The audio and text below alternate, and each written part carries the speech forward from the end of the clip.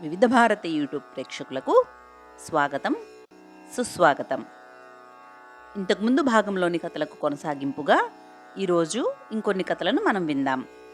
ఆడపావురం చెప్పిన హంస తాబేలు కథను మనం ఇప్పుడు వినబోతున్నాం. ఒక సరోవరంలో 2 హంసలు, ఒక తాబేలు ఎంతో స్నేహంగా ఉండేవి. అనుకోకుండా ఆ సరోవరంలో నీరు ఎండిపోవడం జరుగుతోంది. అప్పుడు హంసలు 2 వేరే ప్రదేశానికి వెళ్ళాలని నిశ్చయించుకున్నాయి. తాబేలుతో, మిత్రమా, మన సరోవరంలో నీరు ఎప్పుడు పూర్తిగా అడుగంటుతుందోనని భయంగా ఉంది. అందుకే మేము వేరే సరోవరానికి వెళ్ళిపోదామని అనుకుంటున్నాము అని చెప్పాయి. వాటి మాటలు విన్న తాబేలు ఎంతో విచారంతో, మిత్రులారా, మీరంటే ఎగురగలరు కనుక వెళతారు. మరి నా పరిస్థితి ఏమిటి? కనుక నన్ను మీతో పాటు తీసుకుపోండి అని అన్నది తాబేలు. ఆ మాటలకు హంసలు అంగీకరించలేదు. మిత్రమా, నిన్ను మాతో పాటు ఎలా తీసుకువెళ్ళగలం? నీవు ఎలాగో నడవగలవు కాబట్టి ఈ అడవిలో మరో కొలను ఉన్నది, అక్కడికి వెళ్ళు. మేము నిన్ను అప్పుడప్పుడు వచ్చి చూసి వెళుతూ ఉంటాం. కాదని నువ్వు మాతో పాటే ఏదో విధంగా వస్తానని పట్టుపడితే అది నీ ప్రాణానికే ప్రమాదం కలిగించవచ్చు. కాబట్టి మా మాట విను అన్నాయి హంసలు. మిత్రుని వదిలి వెళ్ళడం మీకు అన్యాయం, అది న్యాయం కాదు. నన్ను మీతో తీసుకువెళ్ళవలసిందే అని గట్టిగా అడిగింది తాబేలు. ఇక తాబేలు తమ మాటలు వినదని నిర్ణయించుకున్న హంసలు సరే అని ఒక కర్రపులను తీసుకువచ్చి, మిత్రమా, నీవు నీ నోటితో దీనిని గట్టిగా కరిచి పట్టుకో, ఎట్టి పరిస్థితులలోనూ నోరు తెరవద్దు అని మరీ చెప్పాయి ఆ 2. ఓ అలాగే అంది తాబేలు. తరువాత ఆ 2 హంసలు కర్రపుల్లను చెరువు వైపు నోట్లో ఉంచుకోగా తాబేలు ఆ పుల్లల మధ్య భాగంలో నోటితో గట్టిగా పట్టుకుంది. అలా అవి ఆకాశంలో ఎగురుతూ వెళుతుండగా అది చూసిన పిల్లలు గట్టిగా చప్పట్లు కొడుతూ అల్లరి చేయసాగారు. తాబేలు హంసలు చెప్పిన మాటలు మర్చిపోయి అది ఏమిటో అడుగుదామని నోరు తెరిచింది. అంతే, నేల మీద పడి ప్రాణాలు కోల్పోయింది అని ఆడపావురం కథ పూర్తి చేసింది. కాబట్టి మనగతి కూడా అలా అవ్వాలని నీకున్నదా అని అన్నది. దానికి మగపావురం, ఈసారి సముద్రుడు గనక మన గుడ్లను దొంగిలించినట్లయితే తగిన గుణపాఠం నేర్పుతాను అని అన్నది. దీని అహంకారపు పలుకులను సముద్రుడు విన్నాడు. నేనంటే ఏమనుకున్నావు? ఈసారి మీ గుడ్లను తస్కరించుకుపోతాను. నీవు ఏమి చేస్తావో, నాకు ఎలా గుణపాఠం చెబుతావో చూస్తాను అని అనుకుని ఆడపావురం గుడ్లు పెట్టగానే పెద్ద అలతో పొంగి వచ్చి ఆ గుడ్లను తస్కరించుకుపోయాడు సముద్రుడు. గుడ్లను కోల్పోయిన ఆడపావురం ఎంతో బాధతో దుఃఖిస్తూ, నా మాట విన్నావా? ఇప్పుడు చూడు ఏమి జరిగిందో. ఈసారి కూడా నేను పెట్టిన గుడ్లను ఆ సముద్రుడు ఎలా మింగివేశాడో అన్నది ఏడుస్తూ. దానితో ఆగ్రహించిన పావురం గరుత్మంతుని ఉద్దేశించి తన మనసులో, పక్షిజాతికి రాజైనటువంటి ఓ గరుత్మంతా, నీవు తక్షణమే ఆ సముద్రుని అహాన్ని అణగద్రొక్కాలి. నీ శక్తిని చూపి మా యొక్క సంతానాన్ని రక్షించు అని వేడుకున్నది మగపావురం. అప్పుడు గరుత్మంతుడు ప్రత్యక్షమయ్యి సముద్రుని దగ్గరకు పోయి, ఓ సముద్రుడా, నీ ఆటలు ఇక చాలు. నీ తప్పు తెలుసుకుని ఈ పావురాల నుండి తస్కరించిన గుడ్లను అప్పగించు, లేదా నిన్ను నా పుక్కిట పట్టి నాశనం చేస్తాను అని అన్నాడు. పుక్కిట పట్టడం అంటే నోరు పుక్కిలిస్తారు కదా, అలా వాటర్ మొత్తం పుక్కిలించి ఆగం చేస్తాను నీ వాటర్ని మొత్తం అని చెప్పాడు గరుత్మంతుడు. పావురాలను అల్పమైనవి అని తనను ఏమి చేయగలవని సముద్రుడు అనుకున్నాడు. కానీ అల్పమైనట్టి వాటి వెనుక గరుత్మంతుడంతటి బలమైన వాడు ఉంటాడని అనుకోలేదు. వెంటనే తన ప్రాణాల మీది ఆశతో గుడ్లను తెచ్చి పావురాలకి అప్పగిస్తూ క్షమించమని వేడుకున్నాడు సముద్రుడు. అలా ఒకటి తర్వాత ఒకటి 3 కథలు చెప్పి, కనుక సంజీవక, ఎవరితో అయినా తలపడే ముందు వారికి ఉన్నటువంటి శక్తియుక్తులను బలాబలాలను తెలుసుకోవాలి. కానీ నీవు మాత్రం పింగళకుని శక్తి గురించి తెలిసి అతడితో తలపడాలి అని అనుకోవడం ఆశ్చర్యంగా ఉన్నది అన్నాడు దమనకుడు. సంజీవకుడు తలూపి, నేను మృగరాజుతో తలపడతాను అని అన్నది ఆయన గురించి తెలియక కాదు, నేను ఆయనకు రాజద్రోహిని కాదని తెలపడం కొరకే. సరే, ఏదైతే అదే అవుతుంది. నీవు పోయి పింగళకునితో యుద్ధమునకు సిద్ధముగా ఉండమని తెలుపు అని చెప్పాడు సంజీవకుడు. దమనకుడు తన ఎత్తు పారినందుకు ఆనందిస్తూ పింగళకుని వద్దకు పోయి, సింహరాజా, ఆ సంజీవకుడు ఎంత అహంకారో, రాజద్రోహో, మిత్రద్రోహో ఇప్పుడు తెలిసింది. అతడి గురించి మనకు తెలిసిన సమాచారమంతా నిజమే. పింగళరాజుకు అపకారం తలపెడతావా అంటే పదవి కోసం నేను ఏ పనైనా చేస్తాను. నా రహస్యం మీకు తెలిసిపోయింది కాబట్టి ఈ చాటుమాటు వ్యవహారాలు నాకెందుకు? తక్షణమే నీవు పోయి మీ పింగళరాజును నాతో యుద్ధానికి సిద్ధంగా ఉండమని చెప్పు. యుద్ధంలో అతడి ప్రాణాలు తీసి నేను ఈ అడవికి అధిపతినవుతానని అన్నాడు మహారాజా అంటూ కల్పించి మరీ చెప్పాడు దమనకుడు. దమనకుడి మాటలు వింటూనే తీవ్ర ఆగ్రహానికి లోనైన పింగళకుడు, రాణి, ఆ మిత్రద్రోహికి నా పంజా దెబ్బ రుచి చూపిస్తాను అని అన్నాడు. అంతలో దూరం నుండి సంజీవకుడు రావడం గమనించి తన గుహ నుండి బయటకు వచ్చి భయంకరంగా అరుస్తూ సంజీవకునిపైకి దూకాడు పింగళకుడు. ఆ శబ్దం విన్న అడవిలోని జంతువులన్నీ అక్కడ గుమికూడాయి. ఇరువురి మధ్య భయంకరమైన పోరు జరుగుతున్నది. ఆ పోరాటంలో పింగళకుడు బాగా గాయపడ్డాడు. అది చూసిన కరటకుడు, ఒరే దమనక, నీవు శత్రువుని వదిలించుకుందామని వేసిన పథకం కాస్త బెడిసికొట్టి పింగళకునికే చుట్టుకున్నది. చూడు అతడికి ఎన్ని గాయాలు అయ్యాయో.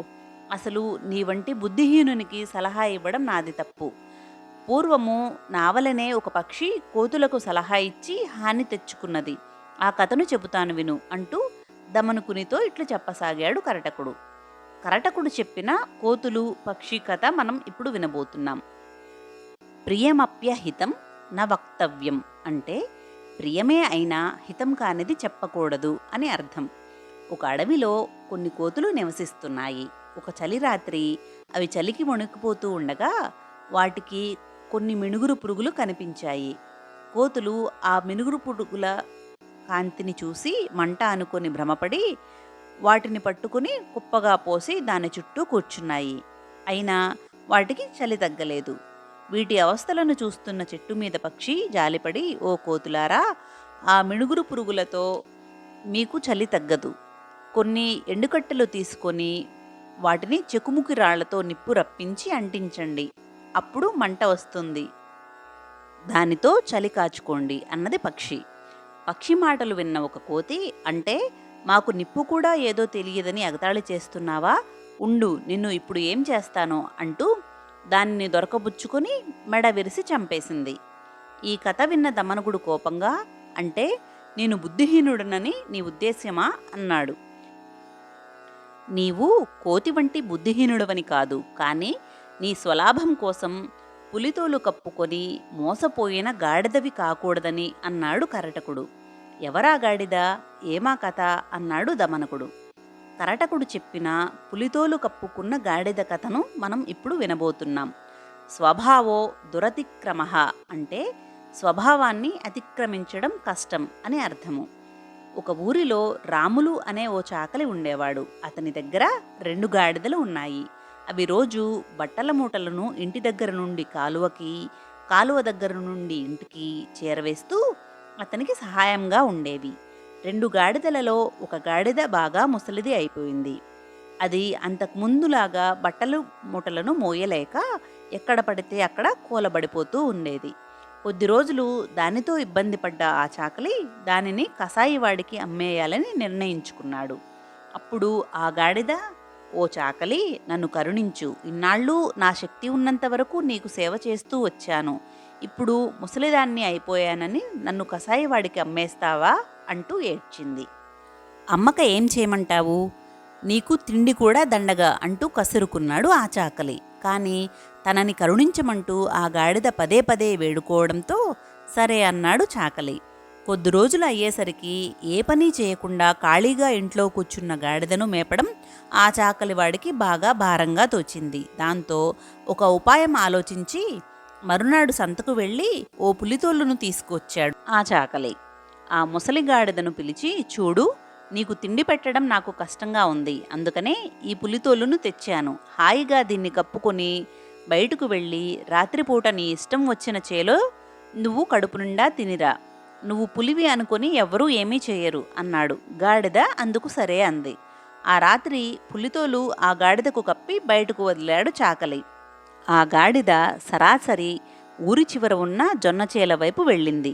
ఆ చేనుకి కాపలా ఉన్నవాళ్లు దానిని నిజంగా పులి అనుకొని పారిపోయారు. గాడిద దర్జాగా అర్ధరాత్రి వరకు కడుపు నిండా తిని ఇంటికి వచ్చింది. ఆ రోజు నుంచి గాడిద పులితోలు కప్పుకుని చేలలోకి వెళ్ళి కడుపు నిండా తిని ఇంటికి చేరుకునేది. చేలకి కాపలా ఉన్నవాళ్ళు పులి ఒకసారి మనిషి రక్తం రుచి మరిగితే అది ఇక ఊరి మీద పడి అందరినీ చంపి తింటుంది అని భయపడి దాని జోలికి రాకుండా అది వచ్చినప్పుడు దూరంగా పారిపోయేవాళ్ళు. ఆ ఊళ్ళో శివయ్య అనే తెలివైన వాడొకడు ఉన్నాడు. శివయ్య జొన్న చేను కాపుకు వచ్చింది. ఒక రాత్రి అతడి పక్క పొలంలోనే తిని శివయ్య పొలంలో కూడా కాసిన జొన్న కంకులను తిని ఇంటికి వెళ్ళింది గాడిద. మరునాడు పొద్దున్నే పొలం దగ్గరకు వచ్చిన శివయ్య తన చేనులో జొన్న కంకులు రాలి నలిగి ఉండడం గమనించాడు. పులికన్ను నా పొలం మీద కూడా పడింది. దాని బారి నుండి నా పొలాన్ని ఎలా కాపాడుకోవాలి? అయినా పులి ఎక్కడన్నా గడ్డి మేస్తుందా అని అనుమానించాడు.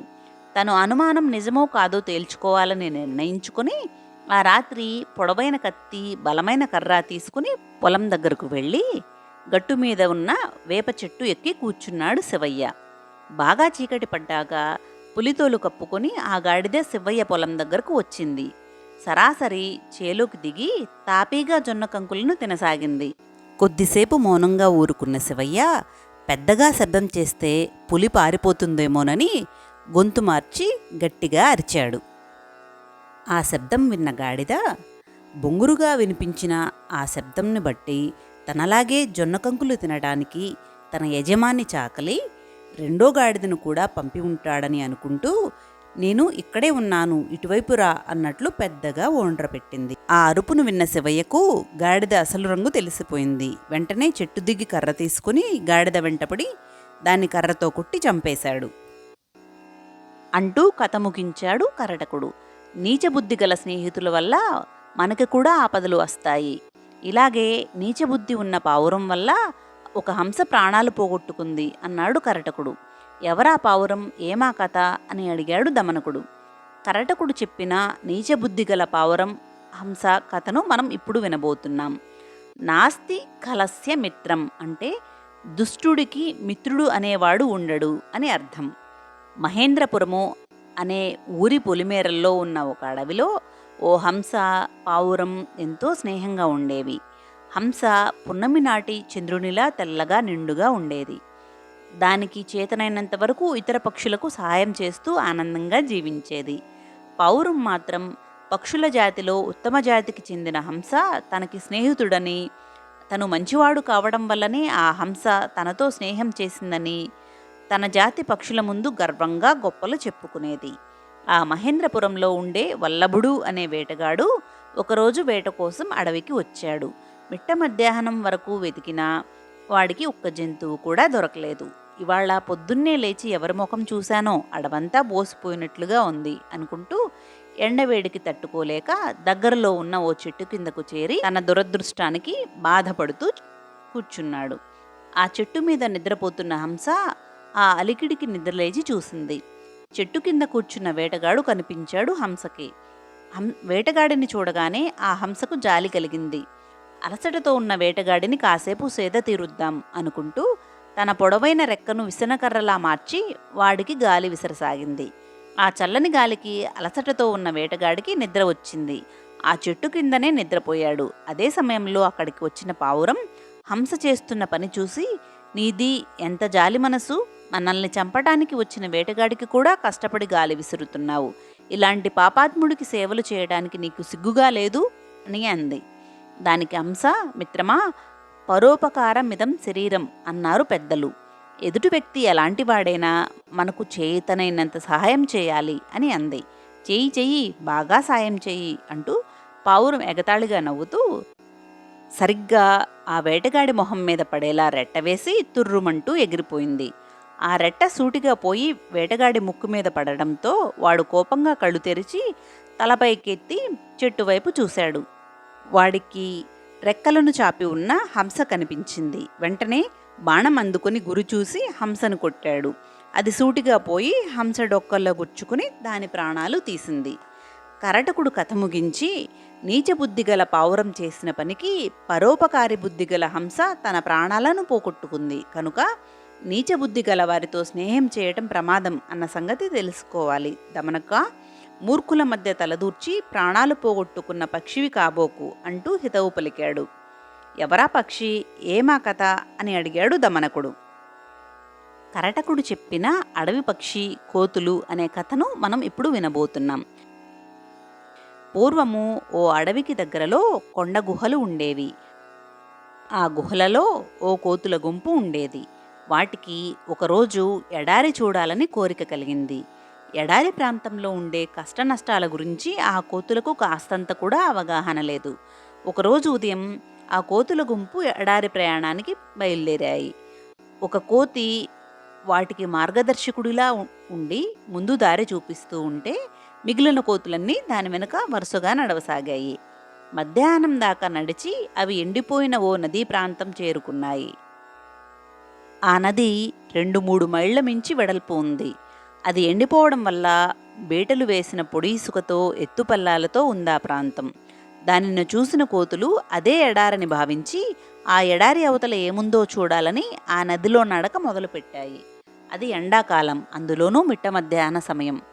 కింద సెగలు కక్కుతున్న ఇసుక వేడికి, పైన సూర్యుడి వేడికి కాళ్ళు కాలుతున్నాయి. అయినా ఆ కోతులు మొండిగా నదిలో సగం దూరం నడిచాయి. నది మధ్యలో పెద్ద మర్రి చెట్లు 2 ఉన్నాయి. వాటిని చూడగానే ఆ కోతులకు ప్రాణం లేచి వచ్చింది. గబగబా పరిగెత్తి చెట్ల మీదకు చేరాయి అవి. ఎండలో నడిచిన అలసట వల్ల వాటికి దాహం వేస్తోంది. తాగుదామంటే చుట్టుపక్కల గుక్కెడు మంచినీళ్లు కూడా కనిపించలేదు. కోతులు నీళ్ల కోసం ఆ చెట్టు మీద కూర్చుని 4 వైపులా వెతుకుతూ ఉండగా దూరంగా ఇసుకలో వాటికి ఉన్న నీళ్లు కనిపించాయి. దానితో కోతులు పోలోమంటూ అటువైపు పరిగెత్తుకుంటూ వెళ్ళాయి. కానీ చెట్టు మీద నుంచి చూసినప్పుడు నీళ్లు ఉన్నట్లు కనిపించిన ప్రదేశంలో వాటికి చుక్క నీళ్లు కూడా కనిపించలేదు. దాంతో నీరసంగా చెట్టు దగ్గరకు చేరాయి. కొద్ది దూరంలో వాటికి మళ్లీ నీళ్లు కనిపించాయి. లేని ఉత్సాహం తెచ్చుకుంటూ మళ్లీ అక్కడికి పరిగెత్తాయి అన్ని కోతులు. కానీ అక్కడ కూడా వాటికి చుక్క నీరు కూడా కనిపించలేదు. మళ్లీ ముఖం వేలాడేసుకుంటూ చెట్టు మీదకు చేరాయి. ఆ చెట్టు మీదే చిటారు కొమ్మలలో ఓ అడవి పక్షి గూడు కట్టుకుని ఉంటోంది. కోతుల గుంపు చెట్టు మీదకి చేరడంతో అవి తనకి ఏదన్నా హాని తలపడతాయేమోనని ఆ గూడు లోపల దాక్కొని తలను మాత్రమే బయటకు పెట్టి చూడసాగింది. కోతులు నీళ్ల కోసం పడుతున్న అవస్థను అడవి పక్షి అర్థం చేసుకుని వాటికి సహాయం చేయాలని అనుకుంది. గూడులో నుంచి బయటకు వచ్చి నీరసంగా ముఖాలు వేలాడవేసుకున్న కోతుల ముందు వాలి, ఓ అమాయకమైన కోతుల్లారా, మీరు ఇసుకలో ఎండవేడిమికి వచ్చే ఆవిర్లను చూసి నీరు అని భ్రమపడి వాటి కోసం పరిగెత్తడం నేను చూశాను. వాటిని ఎండమావులు అంటారు. అక్కడ నీరు దొరకదు. దానికోసం వెడితే నిరాశే మిగులుతుంది. నా వెంట రండి, మీకు తీయటి నీరు దొరికే చోటును చూపిస్తాను అంది ఆ అడవి పక్షి. సరే పద అంటూ ఆ కోతులన్నీ పక్షి వెంట నడిచాయి. అక్కడికి దగ్గరలో ఓ చెట్ల మధ్య ఉన్నటువంటి తీయని నీళ్లు దొరికే ఒక చెరువు దగ్గరకు కోతులను తీసుకువెళ్ళింది ఆ పక్షి. కోతులు ఆ చెరువులో నీళ్లు తాగి కడుపు నింపుకున్నాయి. ఆ నీళ్లు లేత కొబ్బరి నీళ్లలో తేనె కలిపినంత తీయగా ఉన్నాయి. కోతులు ఆ నీళ్లు త్రాగి చెట్ల కిందకు చేరాయి. అప్పుడు ఆ అడవి పక్షి వాటి ముందు వాలి, మిత్రులారా, దాహం తీరిందా అంటూ అడిగింది. అంత తీయని నీళ్లు అక్కడ ఉన్నా తాము ఇసుక నేలలో కాళ్ళు కాల్చుకుంటూ నీళ్ల కోసం 2 సార్లు తిరిగినా చెప్పకుండా ఆ తరువాత తాపీగా వచ్చిన ఆ పక్షి మీద కోతులకు విపరీతమైన కోపం ముంచుకొచ్చింది. వెంటనే ఓ కోతి అడవి పెట్ట మెడను చటుక్కున పట్టుకొని, నువ్వు వేలడంత లేవు, మేము ఇసుకలో నీళ్ల కోసం పిచ్చివాళ్లలాగా పరుగులు పెడుతూ ఉంటే ఇక్కడ ఇంత తీయని నీళ్ల చెరువు ఉందని చెప్పకుండా వినోదం చూస్తున్నావా అంటూ పుట్టుక్కున దాని మెడను విరిచేసింది. అయ్యో, ఈ మూర్ఖులకు సాయం చేయబోయి అనవసరంగా ప్రాణాలు పోగొట్టుకుంటున్నానే అనుకుంటూ ఆవేదనతో ప్రాణం విడిచింది ఆ పక్షి. అలా కరటకుడు కథను ముగించి నవ్వి, మూర్ఖులకు సహాయం చేయడంలో ఇలాంటి ప్రమాదాలు ఉంటాయి కనుక అలాంటి వారికి సహాయం చేయాలి అనుకుంటున్నప్పుడు తగినంత జాగ్రత్తగా ఉండటం మంచిది. నీలాగే పదవి కోసం పాటుపడి చివరికి ప్రాణాలు పోగొట్టుకున్నాడు చపలచిత్తుడు అనే నక్క అన్నాడు కరటకుడు. ఎవరా చపలచిత్తుడు, ఏమా కథ అని అడిగాడు దమనకుడు. కరటకుడు చెప్పిన రంగుమచ్చల నక్క కథ అనే కథను మనం ఇప్పుడు వినబోతున్నాం. బుద్ధిహీన పిశాచతుల్య అంటే బుద్ధి లేనివాడు పిశాచం వంటివాడు అని అర్థము. ఆనందపురం అనే ఊరికి దగ్గరలో ఒక పెద్ద అడవి ఉండేది. ఆ అడవిలో రకరకాల జంతువులు, పక్షులు నివసిస్తూ ఉండేవి. వాటితో పాటు ఆ అడవిలో నక్కల గుంపు కూడా ఉండేది. ఆ నక్కల గుంపులో చపలచిత్తుడు అనే ఓ నక్క ఉండేది. అది మహాజిత్తులమారి. పైగా అది తన గురించి ఎప్పుడూ గొప్పలు చెప్పుకుంటూ ఉండేది. అప్పుడప్పుడు అది ఆనందపురం విహారానికి వెళ్ళి కోళ్లను పట్టుకుని వచ్చి విందు భోజనంలా తినేది. ఒకనాడు ఆ నక్క ఆనందపురం విహారానికి బయలుదేరింది. మధ్యాహ్నం దాకా ఆనందపురం మొత్తం కలియ తిరిగింది. దానికి బలిసిన కోడిపుంజు ఒకటి కూడా కనిపించలేదు. పిచ్చి పట్టిన దానిలా ఊరంతా కలియ తిరుగుతూ ఉండగా ఒకచోట ఒక వర్తకుడి ఇంటికి పనివాళ్లు రంగులు వేస్తూ ఉన్నారు. ఇంటి గోడకు వేయగా మిగిలిన రంగురంగుల సున్నాన్ని కింద కాలువలోకి మేడ మీద నుంచి విసురుగా పోశారు. అప్పుడే ఆ పక్క నుంచి వెళుతున్న నక్క వంటి నిండా ఆ సున్నం పడిపోయి రంగురంగుల మచ్చల్లా తయారయ్యాయి. ఆ అది చూసుకున్న నక్కకు సంతోషం వేసింది. తన జాతి వారందరికీ చూపించడానికి అడవిలోకి ఉత్సాహంగా పరిగెత్తింది. అడవిలో వెళుతూ ఉండగా దానికి ఒక ఆలోచన వచ్చింది. తన ఆలోచనను ఆచరణలో పెట్టి తన కోరిక తీర్చుకోవాలని నిర్ణయించుకుంది ఆ నక్క. అడవిలో తన జాతి వారందరి దగ్గరకు వచ్చి తన ఒంటి మీద ఉన్న రంగురంగుల మచ్చల్ని కులుకుతూ ప్రదర్శించి చూపించింది.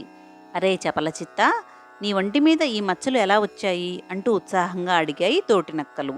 అప్పుడు చపలచిత్తుడు, నేను అడవంతా సరదాగా తిరుగుతూ ఉన్నాను. ఓ చెట్టు కింద వనదేవత నిల్చుని ఉంది. ఆమెను చూసి భక్తిగా దండం పెట్టాను. అప్పుడు ఆమె, చపలచిత్త, నేను కొన్నాళ్ల పాటు పక్క అడవిలో ఉన్న మా పుట్టింటికి వెళుతున్నాను. నేను తిరిగి వచ్చే వరకు నా బదులు ఈ అడవిని నువ్వు పరిపాలించు. నీ ఒంటి మీద రంగురంగుల మచ్చలను సృష్టిస్తాను. ప్రతి మచ్చలోనూ ఓ శక్తి ఉంటుంది. నిన్ను ఎవరన్నా ఏదన్నా అంటే వాళ్ల మీద ఆ శక్తులు ప్రయోగించి చంపు అంటూ నా వంటి మీద ఈ రంగురంగుల మచ్చలను సృష్టించి ఆమె తన పుట్టింటికి వెళ్ళిపోయింది అని చెప్పాడు చపలచిత్తుడు. చపలచిత్తుడు చెప్పిన మాటలన్నీ చపలచిత్తుడే వనదేవత అని నమ్మాయి మిగిలిన నక్కలన్నీ. చపలచిత్తుడి మాటలను చాటుగా విన్న ఓ కుందేలు ఆ వార్తను మోసుకుపోయి మిగతా జంతువులతో పాటు పులులకు, సింహాలకు కూడా చేరవేసింది. ఆ అడవికి క్రూరకర్తుడు అనే సింహం మృగరాజు. అది ఆ వార్త వింటూనే వనదేవత అనుగ్రహం పొందుదామని నక్కని చూడటానికి వచ్చింది. సింహం వెంట ఏనుగు, ఖడ్గమృగము, కుందేళ్లు, లేళ్లు గుంపులు గుంపులుగా వచ్చాయి. సింహం నక్కకు పాదాభివందనం చేసింది. నక్క దానిని ఆశీర్వదించింది. అప్పుడు నక్క సింహంతో, ఈ అడవిని నన్ను పరిపాలించమని వనదేవత చెప్పింది అన్నది నక్క. సింహం కొంచెంసేపు ఆలోచించింది. ఇప్పుడు నక్కను కాదంటే నక్క వనదేవత ఇచ్చిన శక్తులతో తనని చంపేస్తుందేమోనన్న భయంతో సరే అన్నది సింహం. నక్కని ఆ అడవికి రాజుగా పట్టాభిషేకం చేయాలని ఆ జంతువులన్నీ నిర్ణయించాయి. ఆ వేడుకలో కోకిలలు గానం చేయాలని, నెమళ్ళు నృత్యం చేయాలని, పులులు, సింహాలు గర్జిస్తూ మేళాలు వాయించాలని, అన్ని రకాల జంతువులు, పక్షులు ఆ సంబరంలో పాలు పంచుకొని చపలచిత్త మహారాజుకు జేజేలు పలకాలని నిర్ణయించాయి. చపలచిత్తుడు ఆ నిర్ణయంతో పాటే తన మంత్రివర్గాన్ని కూడా ప్రకటించి సింహానికి, పులికి, ఏనుగుకు, అడవి పావురానికి, ఖడ్గమృగానికి ఇలా ఒక్కొక్క జాతిలో ఒక్కొక్క శాఖ ఇచ్చింది. కానీ తన జాతి వైరైన నక్కలలో ఒకదానిని కూడా మంత్రివర్గంలోకి తీసుకోలేదు.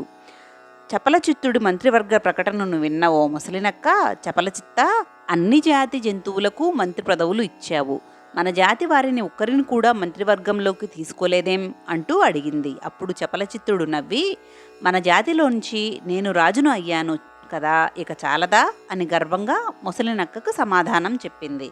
ఆ సమాధానం విని మిగతా నక్కలన్నీ లోపలే నక్కరాజుని ఆడిపోసుకున్నాయి. నక్కరాజుగారి పట్టాభిషేక మహోత్సవ రోజు రానే వచ్చింది. ఆ రోజు అడవంతా కోలాహలంగా మారిపోయింది. హంస పురోహితులు వచ్చి వేదమంత్రాలతో నక్కను నిద్రలేపాయి. ఒళ్ళు విరుచుకుంటూ చపలచిత్తుడు తన గుహ నుంచి బయటకు వచ్చాడు. బయట సింహాలు, పులులు, కుందేళ్లు వరుసగా బారులు తీరి ఉన్నాయి. నక్క బయటకు వచ్చి అందరి వంక గర్వంగా చూసింది. హంసలు మంత్రాలు చదువుతూ ఉండగా ఏనుగులు తొండాలు పైకెత్తి నక్క మీద నీళ్లు తొండాలతో విరజిమ్మాయి. తమ జాతివాడు ఆ అడవికి మహారాజు అవుతున్నాడని ఆనందంతో మిగిలిన నక్కలన్నీ పెద్దగా ఓళవేశాయి. అది వింటూనే చపలచిత్తుడు ఒంటి మీద నీళ్లను విదిలించుకుంటూ తను కూడా ఆనందంతో పెద్దగా ఓళవేశాడు. ఏనుగులు విరజిమ్మిన నీళ్లకి నక్క వంటి మీద రంగురంగుల మచ్చల్లా ఉన్న సున్నం కరిగిపోయి నక్క నిజ శరీరం బయటపడింది. అది కూడా మామూలు నక్కగానే కనిపిస్తూ ఓళవేస్తూ ఉండటం వల్ల అది మోసం చేసిందని అర్థమై అడవికి రాజైన సింహం ముందుకు దూకి దానిని చంపివేసింది. పాపం, సున్నం నీళ్లకి కరిగిపోతుందని తెలియని నక్క అందరినీ మోసం చేసి ఆ అడవికి రాజు అవ్వాలని అనుకుంది. చివరికి దాని బండారం బయటపడి ప్రాణాలు పోగొట్టుకుంది. అందుకే రంగులు మార్చి మోసం చేయాలని అనుకుంటే ఫలితం ఇలాగే ఉంటుంది అని చెప్పి కరటకుడు గాఢంగా నిట్టూర్చి, దమనక, శత్రువులు వినయం నటిస్తూనే సమయం దొరకగానే దెబ్బతీస్తారు. అలా తన వాళ్ళని చంపిన గద్దల మీద తెలివిగా పగ తీర్చుకున్న కాకిలా ఆలోచించాలి ఎవరైనా అన్నాడు కరటకుడు. ఎవరా కాకి, ఏమా కథ అని అడిగాడు దమనకుడు. మిగిలిన కథలను తరువాయి భాగంలో కొనసాగిద్దాం. సర్వే జనా సుఖినో భవంతు, లోకా సమస్తా సుఖినో భవంతు. ఓం శాంతి శాంతి శాంతి.